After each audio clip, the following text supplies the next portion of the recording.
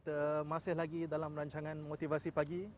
Saya ucapkan tahniah kepada tuan-tuan dan puan-puan kerana walaupun di hujung minggu masih lagi bersungguh-sungguh menambah ilmu, menambah motivasi, menambah semangat untuk menjadi individu yang berpengaruh, menjadi individu yang terbaik, menjadi pekerja yang cemerlang. Saya teruskan perbincangan tentang bagaimana untuk kita menjadi pekerja yang berpengaruh. Sudah tentu sebagai pekerja biasa, pekerja bawahan, kita mahu mempengaruhi bos kita. Bukan berniat untuk mengampu ataupun supaya kita cepat naik pangkat. Jangan, bukan kita bercakap tentang perkara itu. Tetapi tujuan kita supaya kita dihargai sebagai salah seorang anggota organisasi dan sebagai tanda kita menghargai organisasi kita. Pertama, tuan-tuan dan puan-puan, kita cuba cari peluang. Cari peluang, cari kaedah di mana kita boleh meringankan masalah bos kita, masalah majikan kita. Mungkin ada masalah yang nampak kecil yang kita boleh bantu sedikit sebanyak. Kita cadangkan penyelesaian.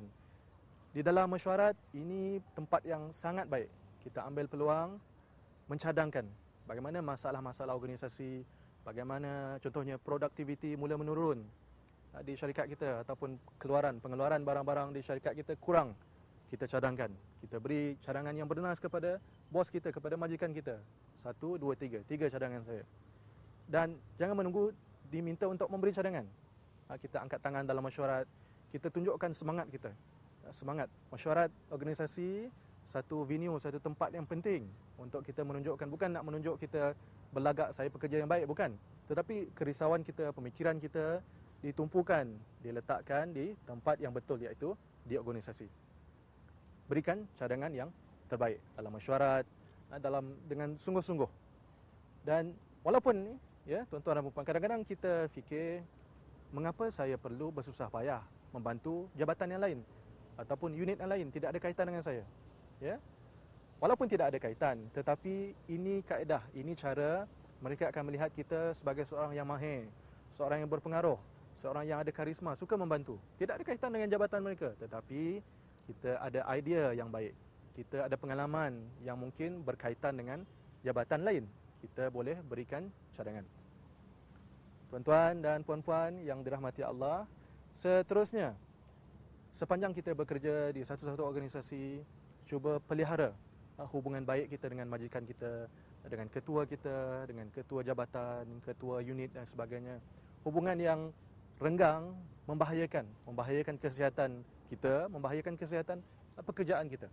Hubungan yang baik, tidak ada kita mengkritik bos kita, walaupun bos kita dia pun manusia biasa, dia juga silap, tetapi kita tidak mengkritik, tidak memburuk-burukkan majikan kita di depan orang lain ataupun memburuk-burukkan melalui cara yang salah, terutamanya surat layang ataupun email layang dan sebagainya. Ini sangat-sangat bahaya, tuan-tuan dan puan-puan. Jadi kita sudah tahu oleh kerana bos kita orang biasa, majikan kita juga manusia biasa seperti kita.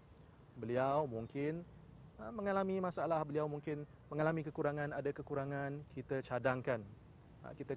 Kita selesaikan, beri cadangan-cadangan penyelesaian yang baik. Kita berikan panduan. Kita contohnya, sebab saya sudah beritahu tadi, kita sudah banyak membaca. Saya cadangkan tuan-tuan dan puan-puan, banyakkan membaca. Bacaan yang luas. Tidak semestinya dalam bidang kita. Mungkin hasil pembacaan kita boleh membantu majikan kita menyelesaikan masalah. Boleh membantu kita menghadapi ataupun menambah produktiviti syarikat dan sebagainya.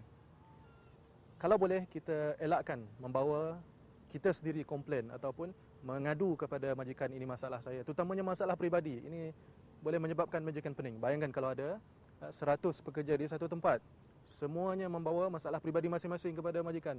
Saya ada konflik dengan pekerja yang lain, seorang lagi konflik, 100 orang konflik di pejabat, kelam kabut. Misi dan visi jabatan tidak akan tercapai, tuan-tuan dan puan-puan. Dan kalau boleh, ada kelemahan, kekurangan yang kita dengar, terima daripada jabatan lain, kita bantu selesaikan dan tidak membawa komplain itu ke pihak atasan. Ataupun kita beri cadangan penyelesaian. Tuan-tuan dan puan-puan, kita faham, kita juga orang biasa, bos kita juga orang biasa, majikan kita ada kekurangan. Kita tawarkan bantuan yang ikhlas. Jangan tunggu untuk diminta, sebelum diminta. Dan daripada kata-kata seorang bos, kita boleh menjangka beliau mahukan sesuatu, cuma beliau tidak memberi arahan, wahai pegawai A, awak selesaikan masalah ini. Pegawai B, selesaikan masalah ini. Tidak. Tetapi semasa dalam ucapan di mesyuarat, semasa kita bertemu dengan majikan, beliau sebenarnya memberi hint ataupun kata-kata petunjuk. Sebenarnya meminta kita membantu. Apa bentuk bantuan yang kita dapat berikan? Kita tidak ada mahir dalam satu-satu bidang, tetapi kita mahir contohnya membantu menulis ucapan. Kita mahir menulis ucapan. Kita tahu majikan kita mungkin agak lemah dari segi menulis ucapan yang baik, kita bantu, kita beri, tolong tuliskan ucapan. Kita tahu majikan kita sibuk, sangat sibuk, tidak ada masa mencari maklumat-maklumat baru. Kita cadangkan, tuan, saya boleh bantu cari maklumat di Google. Kita sudah mahir menggunakan enjin carian Google sebagai contoh. Banyak tips lagi sebenarnya, tuan-tuan dan puan. Terus bersama-sama saya selepas ini, jangan ke mana-mana.